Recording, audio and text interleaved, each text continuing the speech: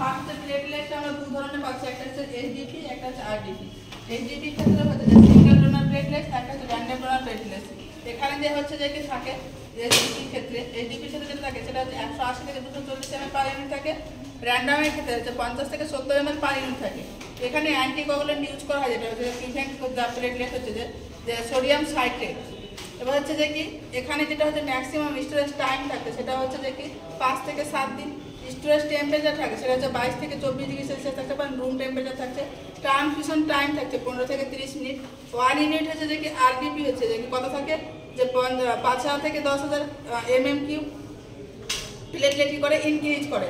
বা যখন আমরা কি করবো 1 ইউনিট যখন এইচডিপি দেবো তখন তার সেক্ষেত্রে কি হয় যে 40 থেকে 50,000 mm³ কি হয় যে প্লেটলেটস ইনক্রিজ হয়।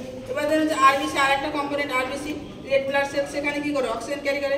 ইন্ডিকেশন কি কাদের ক্ষেত্রে দেওয়া হয়, যেমন anaemia patient, bone marrow depression patient, chemotherapy পেশেন্টের ক্ষেত্রে দেওয়া হয়। এখানে নর্মাল ভ্যালু কত 3.5 to 6.5 millilitre per mm³।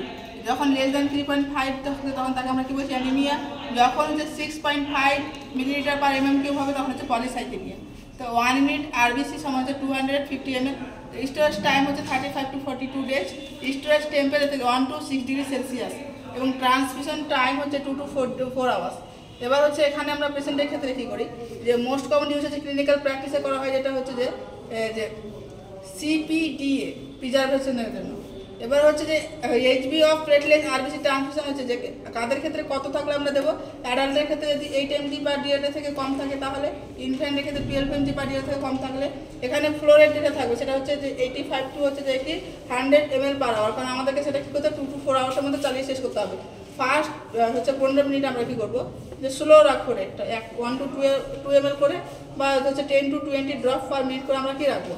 After 15 minutes আমরা কি করবো ইনক্রিজ করবো ফ্লো রেটটা আপ টু কত যে 40 ড্রপস পার হচ্ছে যে কি মিনিট আমরা হচ্ছে ইনক্রিজ করবো।